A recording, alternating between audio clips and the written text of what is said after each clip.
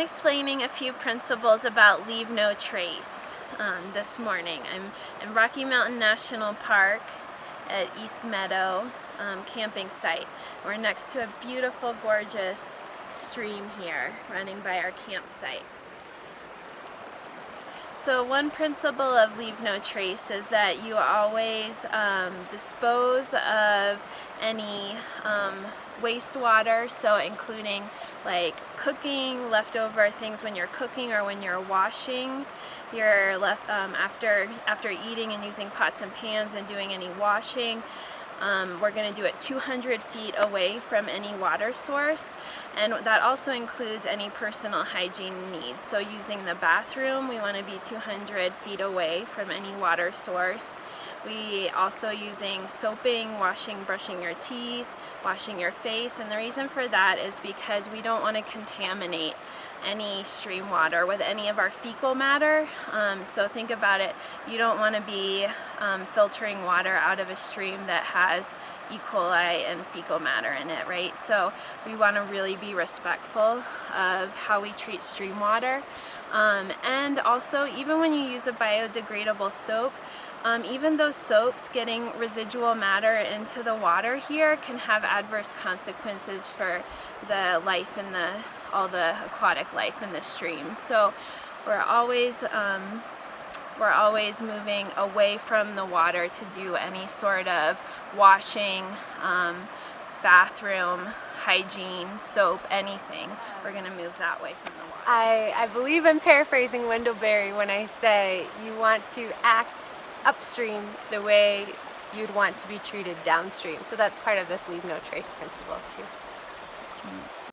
Right, and so that just means take extra care just how you're acting up here in the upstream, like not wanting to get food residue, fecal matter, even biodegradable soap that needs soil to break down. You don't want to be using that upstream because of the people downstream will be getting that into their area. And what they're drinking in their water. I'm going to demonstrate walking 200 feet away from the water. It's roughly about 70 footsteps. So I'm going to demonstrate that distance because it could be easy to sort of try to ballpark it and really miss the mark. So I want to get a sense for what that kind of distance from the stream is actually like.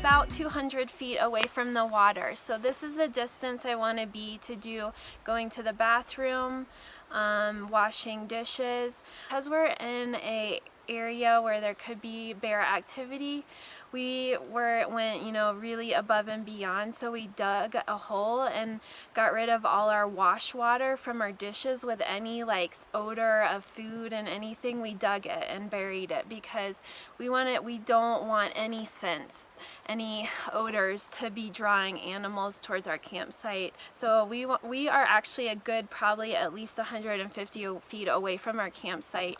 We wanted to be that far away to not bring any animals close to our tent area and get all the the odors, try to mitigate that as much as possible and eliminate any food residue.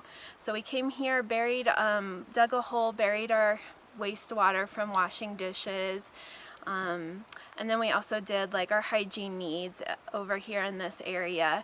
So one thing for hygiene is that if you use any toilet paper, you definitely have to dig a hole 6 inches deep. So I have my little backpack shovel here. It's a You Dig It, and props to them because this is easy to pack, compactable, and is strong. I really don't like the plastic shovels on the market because they're flimsy if you're digging in hard soil. So this is a really great shovel. I'm gonna dig a hole about I'm gonna at least get as deep as the blade of the shovel. So that's about like maybe about 6 inches, maybe a little bit shy. So I know I at least need to dig a hole that the whole blade is immersed in the ground. So anytime I'm using the bathroom, even if I'm just peeing and I'm using toilet paper, I have to bury it 6 inches deep. And then of course, anytime you go number 2, you have to bury your fecal matter again, so that if it were just on the surface of the ground, you risk rainwater washing it and running downstream into our water source. And again, as Katie said, if you're downstream, who wants to be drinking somebody else's fecal matter? So we just really, and parks can be heavily used over the summer, so we got to think about all the people using this and then the cumulative impact of that on the land. So this is in this area, 200 feet away from the water approximately, digging our holes for burying wastewater, anything with odors and scents, face wash, toothpaste, all that, doing all those hygiene things, burying that. We're in black bear territory, so definitely being careful about, extra vigilant and careful. And if we were in grizzly territory, we'd probably be even more vigilant and careful. Shovel, I dug my hole, and the blade of the shovel is well immersed below in the soil, so that gives me an indication I have about 6 inches deep there. So I would do whatever, bury wastewater, go to the bathroom, bury my toilet paper, whatever, and then instead of, just in case when you're using the bathroom, you don't want to get anything on your shovel, so it's always a good idea to find a stick to recover up your spot, and do the exit. And then, be courteous to the next person who's coming to use the campsite by making an X so that nobody digs up the same spot where you just went to the bathroom.